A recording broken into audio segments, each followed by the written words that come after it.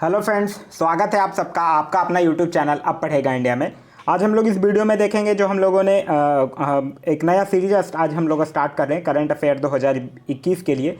यह एक अर्धवार्षिक घटना चक्र के फॉर्म में होगा। इसमें जनवरी से लेकर जून तक 1 जुलाई तक के सारे करंट अफेयर को हम लोग देखेंगे। ये प्रैक्टिस सेट के रूप में है। ये करंट अफेयर जो होगा वो टोटली विश्लेषण के साथ मतलब पूरा का पूरा एक्सप्लेनेशन आप लोगों को करवाया जाएगा। साथ ही साथ उससे इंपॉर्टेंट जितने भी स्टैटिक जीके के भी जो पार्ट हैं वो आप लोगों को डिस्कस करवाया जाएगा, क्योंकि कहीं ना कहीं करंट अफेयर से ही रिलेटेड स्टैटिक जीके भी आपसे पूछा जाता है। तो स्टैटिक जीके को भी हम लोग इसमें कवर करेंगे। साथ ही साथ सारे क्वेश्चंस का हम लोग फुल एक्सप्लेनेशन के साथ देखेंगे ताकि हम लोगों को याद रखने में कोई कठिनाई ना हो। तो चलिए अब बढ़ते हैं क्वेश्चंस की तरफ। आज का जो हमारा पहला क्वेश्चन है वो यह कह रहा है कि निम्न में से किस अंतरिक्ष एजेंसी ने शुक्र ग्रह पर अपना पहला ऑर्बिटर इनविजन भेजने की घोषणा की है। तो इनविजन भेजने की जो घोषणा है वो ईएसए के द्वारा किया गया है। ईएसए है क्या? ईएसए का मतलब होता है यूरोपियन स्पेस एजेंसी। तो ईएसए के द्वारा भेजने की घोषणा की गई है। नेतृत्व जो है वो ईएसए के द्वारा किया जाएगा, लेकिन इसमें नासा का भी योगदान होगा, लेकिन योगदान बस होगा, लेकिन नेतृत्व जो है वो ईएसए के द्वारा किया जाएगा, जो कि यूरोपियन स्पेस एजेंसी है। एक चीज़ याद रखिएगा, इसे वर्ष 2030 तक लॉन्च किए जाने की संभावना है और इसका उद्देश्य जो है वो यह है कि शुक्र ग्रह के वायुमंडल और सतह का अध्ययन करना तथा साथ ही साथ इसके वायुमंडल में पाए जाने वाली गैसों की निगरानी करना और ग्रह की सतही संरचना का विश्लेषण करना। अगर हम लोग भारत की बात करते हैं तो भारत से शुक्र से रिलेटेड एक क्वेश्चन याद रखिएगा जो पूछा जा सकता है। भारत भी जो है वो 2024 में शुक्र के लिए एक शुक्रयान नामक एक ऑर्बिटर लॉन्च करने की योजना बना रहा है। नेक्स्ट क्वेश्चन है हमारा कि फ्रेंच ओपन 2021 का पुरुष वर्ग का खिताब किसने जीता है। तो फ्रेंच ओपन 2021 का जो पुरुष वर्ग का खिताब है वो नोवाक जोकोविक के द्वारा जीता गया है। नोवाक जोकोविक आप लोगों को याद होगा ये सर्बिया के प्लेयर हैं और इन्होंने स्टेफोनोस सितासिपास को हराकर यह खिताब जो है वो अपने नाम किया है। नोवाक जोकोविक जो है वो अपने कैरियर में दूसरी बार फ्रेंच ओपन का खिताब जो है वो अपने नाम किया है। यही अगर आपसे क्वेश्चन पूछ दे कि महिला एकल का खिताब किसने अगर जीता है, तब आपका आंसर जो होगा वो होगा बारबोरा क्रेजिकोवा, जो है वो एक चेक गणराज्य की प्लेयर हैं। उन्होंने महिला एकल फ्रेंच ओपन 2021 का खिताब अपने नाम किया है। नेक्स्ट है हमारा कि हाल ही में भारत ने किस देश के साथ कृषि क्षेत्र के 3 वर्ष के लिए ज्वाइंट कार्यक्रम पर समझौता किया है। तो यह जो है वो भारत इजराइल के साथ किया है। तो इस क्वेश्चन का सही आंसर होगा ऑप्शन नंबर ए, इजराइल। और भारत और इजराइल जो ये दोनों देश है, इन दोनों देशों ने $50 मिलियन का एक कृषि कोष भी बनाया है, जो कि डेयरी, कृषि प्रौद्योगिकी और सूक्ष्म सिंचाई पर केंद्रित है। वहीं अगर हम लोग इजराइल की बात करते हैं तो इजराइल की राजधानी है यरूशलेम, यहाँ की करेंसी है न्यू शेकेल, यहाँ के संसद को बोला जाता है द नेसेट और यहाँ के प्रधानमंत्री का नाम है नफ्ताली बेनेट। नेक्स्ट है हमारा कि युवा पीएम योजना जो है वो किस मंत्रालय की पहल है। तो युवा पीएम योजना की अगर हम लोग बात करते हैं तो यह शिक्षा मंत्रालय की पहल है। तो इस क्वेश्चन का सही आंसर होगा ऑप्शन नंबर ए, शिक्षा मंत्रालय। युवा पीएम की अगर हम लोग बात करते हैं तो यह युवा लेखकों को प्रशिक्षित करने के लिए ये किया गया है। वैसे युवा लेखक जिनकी आयु जो है वो 30 वर्ष से कम है। वहीं अगर हम लोग शिक्षा मंत्री की बात करते हैं तो शिक्षा मंत्री अभी तत्कालीन है, उनका नाम है रमेश पोखरियाल निशंक। नेक्स्ट क्वेश्चन हमारा क्वेश्चन नंबर 5 कह रहा है कि केंद्र सरकार ने हाल ही में किस भारतीय राजनेता के जन्म दिवस को पराक्रम दिवस के रूप में मनाने का निर्णय लिया है। तो यह सुभाष चंद्र बोस के जन्म दिवस को मनाने का निर्णय लिया है। तो इस क्वेश्चन का सही आंसर होगा option number B, Subhash Chandra Bose. अब आप लोगों को याद होगा कि सुभाष चंद्र बोस का जो जन्म है वो 23 जनवरी 1897 को उड़ीसा के कटक में हुआ था। इनके माता का नाम था प्रभावती दत्त बोस और पिता का नाम था जानकीनाथ बोस। तो 23 जनवरी को मनाया जाता है, ये भी याद रखिएगा। तो पराक्रम दिवस जो है वो अब प्रतिवर्ष 23 जनवरी को मनाया जाएगा। एक चीज़ और याद रखिएगा कि हाल ही में भारत सरकार जो है वो आपदा प्रबंधन के क्षेत्र में व्यक्तियों और संस्थानों द्वारा किए गए उत्कृष्ट कार्यों को मान्यता देने हेतु सुभाष चंद्र बोस आपदा प्रबंधन पुरस्कार की भी स्थापना किया है। आगे बढ़ने से पहले आप लोगों से मैं एक छोटा सा रिक्वेस्ट करूंगा, अभी तक आप इस चैनल पर नए हैं या चैनल को सब्सक्राइब नहीं किया है तो चैनल को सब्सक्राइब कर लीजिएगा और ये वीडियो पसंद आएगा तो एक लाइक ज़रूर कीजिएगा। देखिए, क्योंकि आप लोगों का लाइक और कमेंट ही जो है वो हमारे लिए एक मोटिवेशन का काम करता है। और साथ ही साथ इस टोटल एडिटोरिया बुक की अगर हम लोग बात करते हैं तो ये एडिटोरिया का जो आज नया बुक आया है अर्धवार्षिकी 2021, उस बुक से उठाया गया है। इस बुक में टोटल 16 प्रैक्टिस सेट हैं। इस सारे प्रैक्टिस सेट को हम लोग देखेंगे। तो आप लोगों को अगर ये सीरीज चाहिए, 16 प्रैक्टिस सेट चाहिए, तो आप लोग ज़रूर कमेंट में एटलीस्ट कंटिन्यू शब्द ज़रूर बता दीजिएगा कि मुझे ये सीरीज़ जो है वो कंटिन्यू करना है या नहीं करना है। नेक्स्ट क्वेश्चन है हमारा कि राष्ट्रीय युवा दिवस 2021 का थीम क्या था। तो आप लोगों को पहले तो ये चीज़ पता होना चाहिए कि स्वामी विवेकानंद की जो जयंती है 12 जनवरी, उसको राष्ट्रीय युवा दिवस के रूप में मनाया जाता है। और इस बार का जो थीम था वो था युवा उत्साह नए भारत का। तो इस क्वेश्चन का सही आंसर होगा ऑप्शन नंबर ए। नेक्स्ट है हमारा कि पुस्तक द कॉमनवेल्थ ऑफ क्रिकेट के लेखक कौन है। तो द पुस्तक कॉमनवेल्थ ऑफ क्रिकेट के लेखक हैं रामचंद्र गुहा। तो इस क्वेश्चन का जो सही आंसर होगा वो होगा ऑप्शन नंबर सी, रामचंद्र गुहा। और इस पुस्तक यानी कि द कॉमनवेल्थ ऑफ क्रिकेट में वह खेल के प्रति अपने प्रेम और अपने जीवन की तुलना किए हैं। एक चीज़ और याद रखिएगा, रामचंद्र गुहा को 2009 में पद्म भूषण से भी सम्मानित किया जा चुका है। इनकी एक और पुस्तक है, वो भी एग्जाम में पूछा जाता है। वो पुस्तक का नाम है गांधी बिफोर इंडिया। नेक्स्ट है हमारा कि पूर्वोत्तर भारत का पहला खेलो इंडिया स्पोर्ट्स स्कूल का उद्घाटन किस राज्य में किया गया है। तो यह जो है वो मेघालय के शिलोंग में किया गया है। तो इस क्वेश्चन का जो सही आंसर होगा वो होगा ऑप्शन नंबर सी, मेघालय के शिलोंग में किया गया है। वहीं एक चीज़ याद रखिएगा, जो हमारे खेल मंत्री किरण रिजिजू हैं, उन्होंने मेघालय के शिलोंग में असम राइफल्स पब्लिक स्कूल का खेलो इंडिया स्पोर्ट्स स्कूल के रूप में शुभारंभ किया है। वर्तमान में अगर हम लोग बात करते हैं तो वर्तमान में देश भर में 9 स्पोर्ट्स स्कूलों को मंजूरी दी गई है। और खेलो इंडिया स्पोर्ट्स स्कूल का जो उद्देश्य है वो शिक्षा के साथ खेल का समन्वय करना और खेलों का विकास करना है।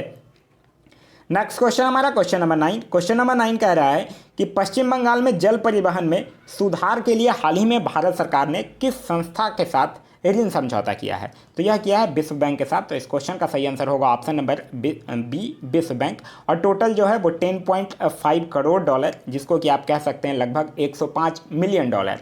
तो टोटल जो है वो 105 मिलियन डॉलर का ऋण समझौता किया गया है। और इसका जो मेन उद्देश्य है वो जल परिवहन प्रणाली की क्षमता को बढ़ाना है और साथ ही साथ हुगली नदी के पार यात्री और माल ढुलाई की सुविधा में सुधार करना है। वहीं अगर हम लोग विश्व बैंक की बात करते हैं तो विश्व बैंक की जो स्थापना है वो 1945 में हुआ है। हेडक्वार्टर जो है वो वाशिंगटन डीसी में स्थित है। इसके हेड का नाम है David Malpass. Total member country है 189 और 189वां जो कंट्री है वो है नॉर्वे।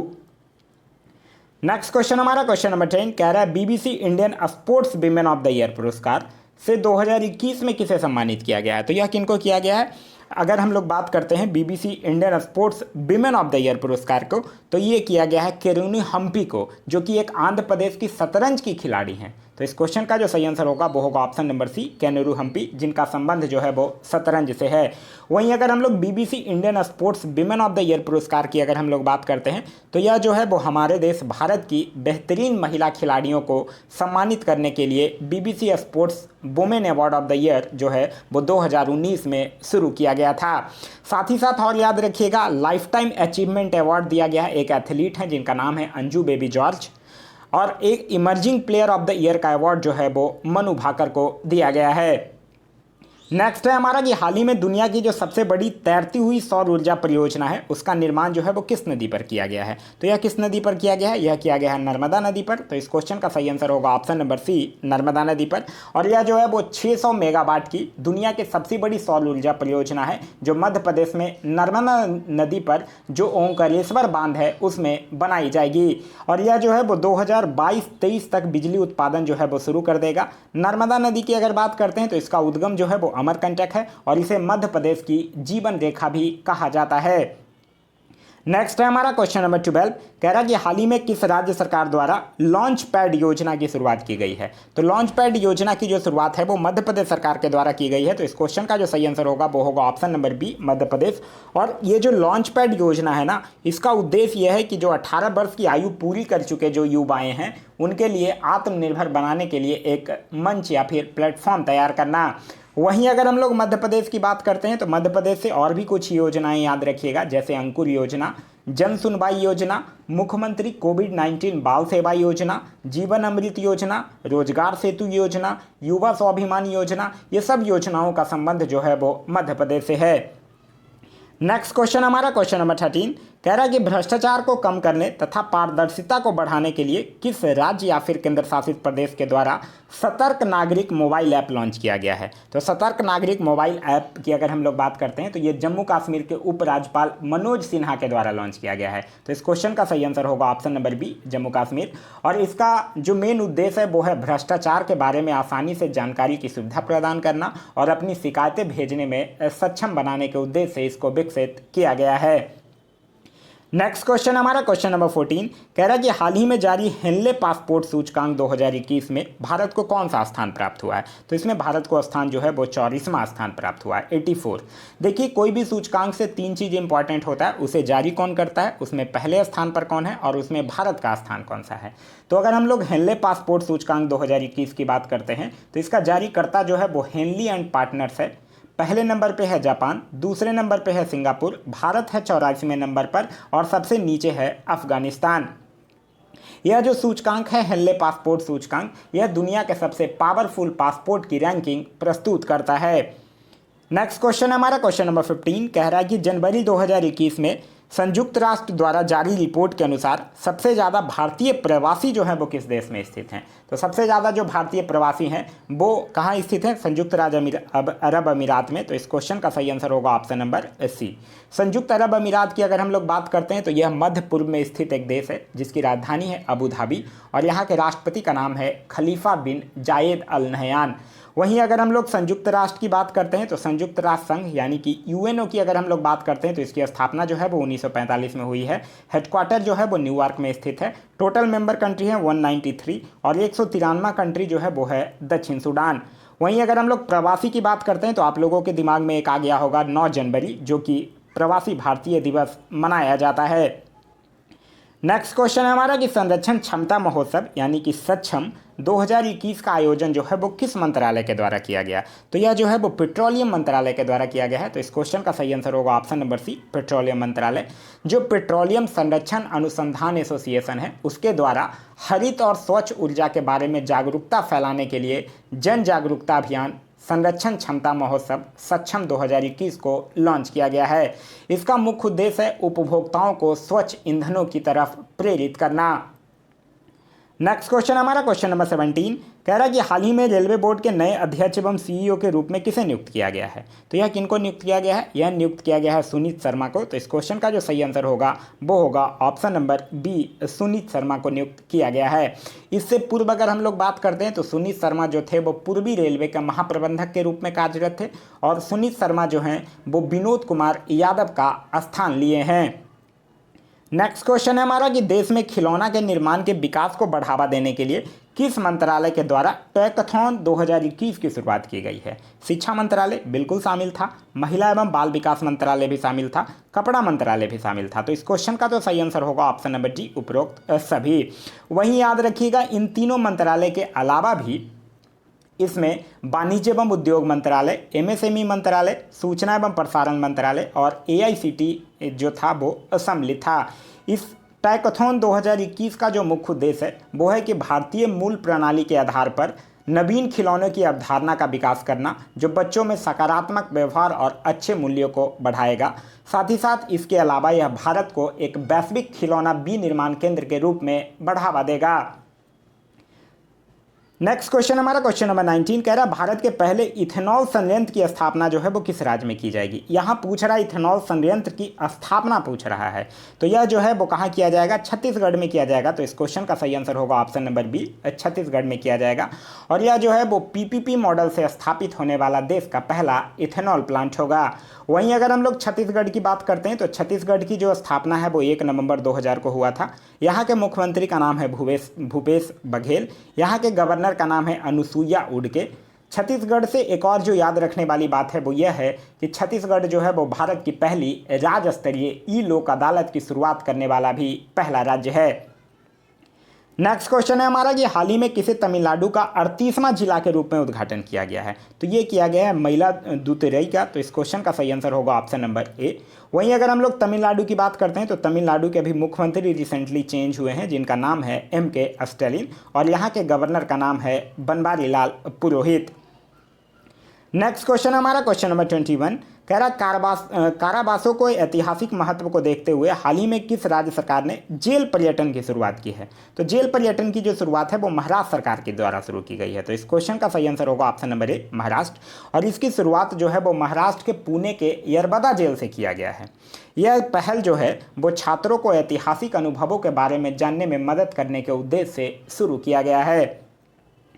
नेक्स्ट क्वेश्चन हमारा क्वेश्चन नंबर 22 कह रहा है कि किस रेलवे जोन ने 3.5 किलोमीटर लंबाई की सबसे लंबी मालगाड़ी बासुकी को लॉन्च किया है। तो बासुकी है कितना 3.5 किलोमीटर लंबाई का है और इसको लॉन्च किसके द्वारा किया गया है, दक्षिण पूर्व मध्य रेलवे के द्वारा लॉन्च किया गया है।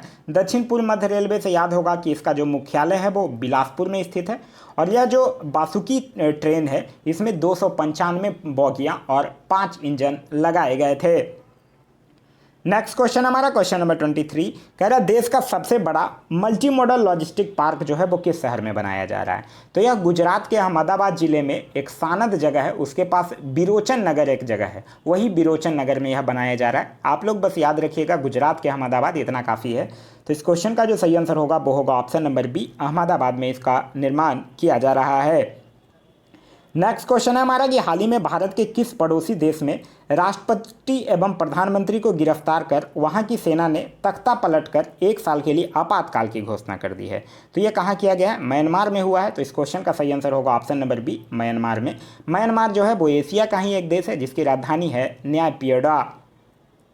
नेक्स्ट क्वेश्चन है हमारा योवेरी मुसेवेनी जो हैं वो हाल ही में किस देश की राष्ट्रपति बने हैं। तो ये कहाँ के राष्ट्रपति बने, युगांडा के। तो इस क्वेश्चन का सही आंसर होगा option number C, Uganda. Uganda की अगर हम लोग बात करते हैं तो यह एक ईस्ट अफ्रीका का लैंडलॉक देश है जिसकी राजधानी है कंपाला। नेक्स्ट क्वेश्चन है हमारा कि हाल ही में गुलाम मुस्तफ़ा खान का निधन हो गया, उनका संबंध जो है वो किस क्षेत्र से है। तो उनका वो एक इंडियन म्यूजिशियन थे। तो इस क्वेश्चन का जो सही आंसर होगा वो होगा ऑप्शन नंबर बी, शास्त्रीय संगीत। याद रखिएगा गुलाम मुस्तफ़ा खान की अगर हम लोग बात करते हैं तो इनको 1991 में पद्मश्री, 2006 में पद्म विभूषण और 2018 में 1991 में पद्मश्री, 2006 में पद्म भूषण और 2018 में पद्म विभूषण से सम्मानित किया जा चुका है। नेक्स्ट क्वेश्चन हमारा क्वेश्चन नंबर 27 कह रहा है कि हाल ही में किन दो देशों की वायुसेना के बीच एक्स डेजर्ट नाइट 21 युद्धाभ्यास का आयोजन किया गया। तो यह भारत और फ्रांस के बीच किया गया एक वायुसेना अभ्यास है जो कि जोधपुर राजस्थान में इसका आयोजन किया गया था। तो इस क्वेश्चन का सही आंसर तो होगा ऑप्शन नंबर सी, भारत और फ्रांस के बीच। भारत और फ्रांस की अगर बात करते हैं तो इनके बीच से एक और याद रखिएगा, बलून 2021 जो है वो भारत और फ्रांस के बीच संपन्न हुआ है। नेक्स्ट है हमारा कि निम्नलिखित में से किस व्यक्ति को डॉक्टर एपीजे अब्दुल कलाम वैज्ञानिक पुरस्कार 2021 से सम्मानित किया गया है। तो यह किया गया है अमित केसरवानी को। तो इस क्वेश्चन का सही आंसर होगा option number C, Amit Kesarwani. Amit Kesarwani की अगर हम लोग बात करते हैं तो यह जो जीबी पंत कृषि और प्रौद्योगिकी विश्वविद्यालय है उसके तहत एक जो कृषि महाविद्यालय है उसमें सहायक प्रधानाध्यापक के रूप में कार्यरत हैं और यह पुरस्कार जो है वो इन्हें कृषि विज्ञान में उल्लेखनीय योगदान के लिए दिया गया है। नेक्स्ट क्वेश्चन हमारा क्वेश्चन नंबर 29 कह रहा है कि शहर को पॉलीथीन मुक्त बनाने के लिए किस नगर निगम के द्वारा थैला बैंक की शुरुआत की गई है। तो थैला बैंक की जो शुरुआत है वो लखनऊ नगर निगम के द्वारा किया गया है। तो इस क्वेश्चन का सही आंसर है ऑप्शन नंबर ए। और इसमें है क्या थैला बैंक में कि विभिन्न बाजारों और जो मंडियां होते हैं उसमें स्टॉल लगाकर कपड़े के थैलों की बिक्री की जाएगी ताकि शहर को प्लास्टिक मुक्त बनाया जा सके। नेक्स्ट है हमारा कि जो गृह मंत्री हैं अमित शाह, उन्होंने किस क्षेत्र के लिए सिंगल विंडो क्लियरेंस सिस्टम की शुरुआत की है। तो सिंगल विंडो क्लियरेंस सिस्टम की जो शुरुआत है वो कोयला खान के लिए किया गया है। तो इस क्वेश्चन का सही आंसर होगा ऑप्शन नंबर ए, कोयला खान के लिए। यह जो सिंगल विंडो क्लियरेंस सिस्टम है ना, यह एक ऑनलाइन प्लेटफॉर्म है जिसके द्वारा कोयला खदानों के सुचारू संचालन के लिए मंजूरी प्राप्त की जा सकती है। नेक्स्ट क्वेश्चन हमारा क्वेश्चन नंबर 31 कह रहा है कि हाल ही में अमेरिका ने किस देश को आतंकवाद प्रभावित करने वाले देशों की सूची में फिर से शामिल किया है। तो यह कौन से देश को किया है, क्यूबा को किया है। तो इस क्वेश्चन का जो सही आंसर होगा वो होगा option number B, Cuba. Cuba से याद रखिएगा क्यूबा की जो राजधानी है वो है हवाना। नेक्स्ट क्वेश्चन है क्वेश्चन नंबर 32 कह रहा है 2 मार्च 2021 को प्रधानमंत्री नरेंद्र मोदी ने मैरीटाइम इंडिया समिट का उद्घाटन किया। इनमें से कौन सा देश जो है वो सहयोगी देश रहा। तो सहयोगी देश रहा है डेनमार्क। तो इस क्वेश्चन का सही आंसर होगा ऑप्शन नंबर बी, डेनमार्क। यह जो मैरीटाइम इंडिया समिट है ना, इसका आयोजन जो है वो जहाज रानी मंत्रालय के द्वारा किया गया है और इसमें जो भारत का लक्ष्य है वो यह है कि 2030 तक 23 जल मार्गों का परिचालन शुरू करना है। नेक्स्ट क्वेश्चन हमारा कह रहा है कि मार्च 2021 में भारत तथा बांग्लादेश के बीच मैत्री सेतु जो पुल है उसका उद्घाटन किया गया है। यह पुल जो है वो किस नदी पर बनाया गया है? तो यह पुल जो है वो फेनी नदी पर बनाया गया है। फेनी नदी जो है वो आप लोगों ने पढ़ रखा होगा, यह त्रिपुरा और बांग्लादेश में जो भारतीय सीमा है उसी के बीच यह नदी जो है वो बहती है। वहीं अगर हम लोग मैत्री सेतु पुल की बात करते हैं ना, तो ये 1.9 किलोमीटर लंबा यह पुल है जो कि बांग्लादेश के रामगढ़ को भारत के सबरूम के साथ जोड़ेगा।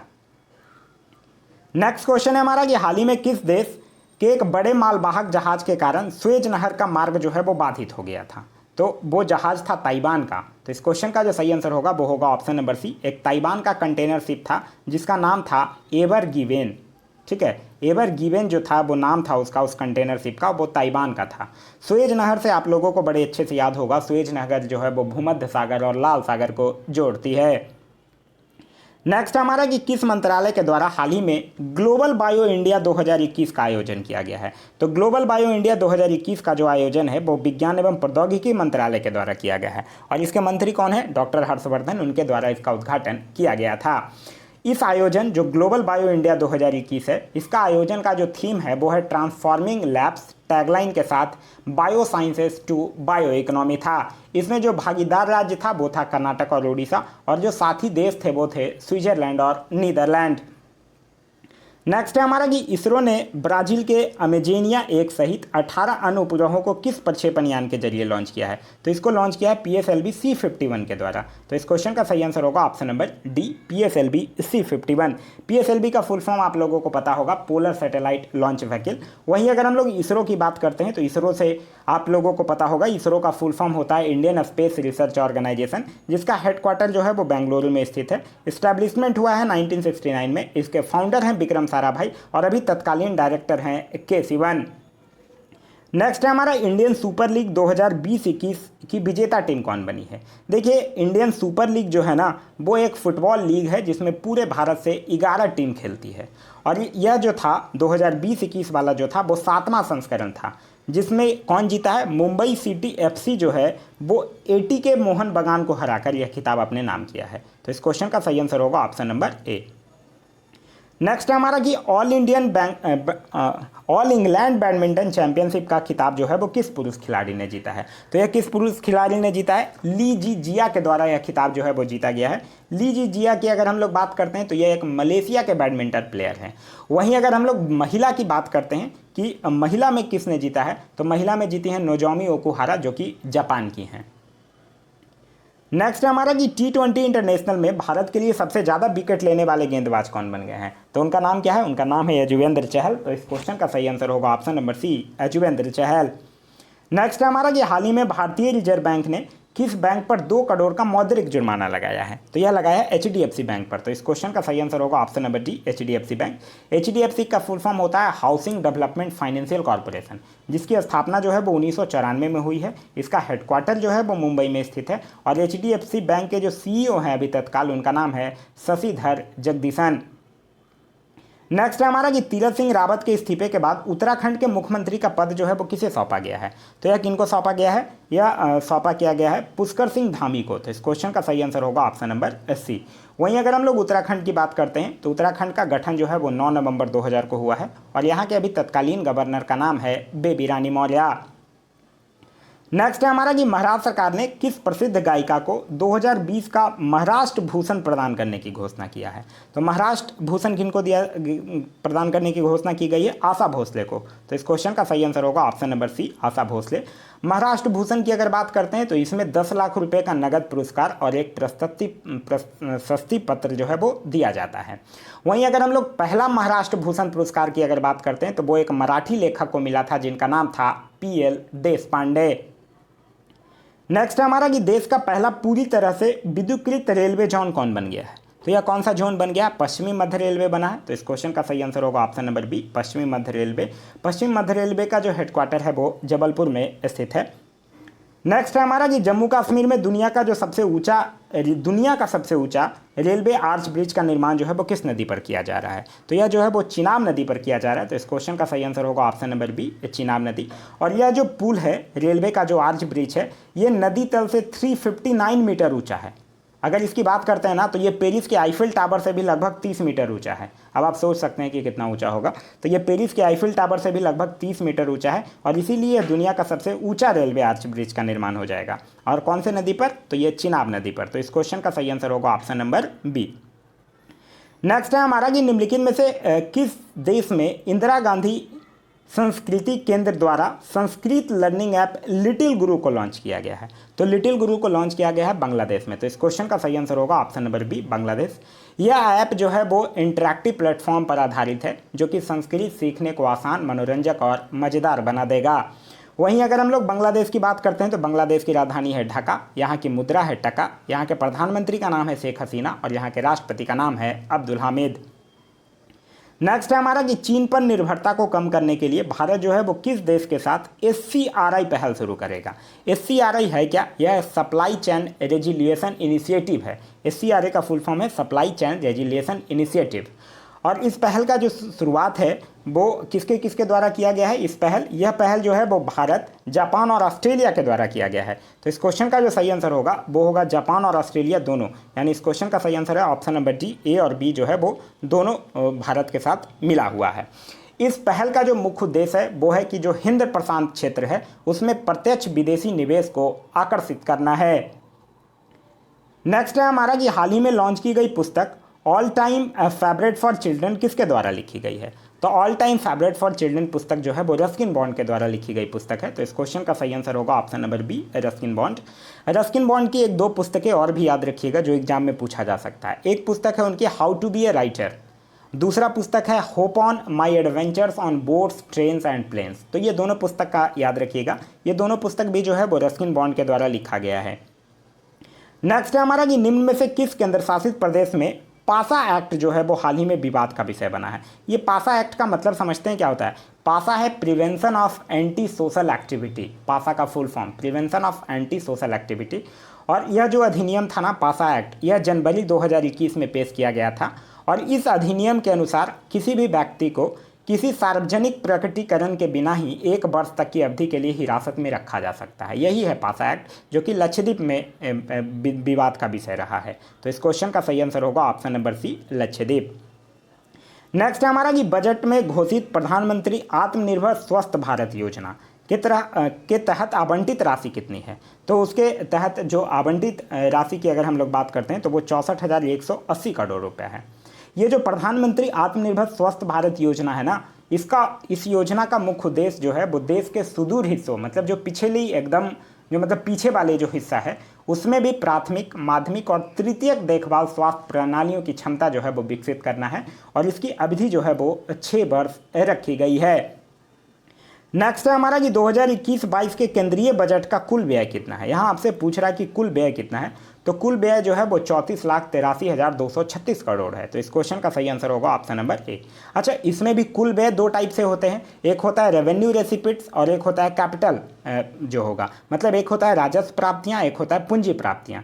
तो राजस्व प्राप्तियाँ हैं 17,88,424 करोड़ और पूंजी प्राप्तियाँ हैं 16,94,812 करोड़। ठीक है, दोनों मिला के अगर आप ऐड कर लीजिएगा तो हो जाएगा 34,83,236 करोड़। वहीं बजट 2021-22 से और भी जो याद रखने वाली बातें हैं वो यह है कि बजट 2021-22 की जो थीम है वो थी आत्मनिर्भर भारत।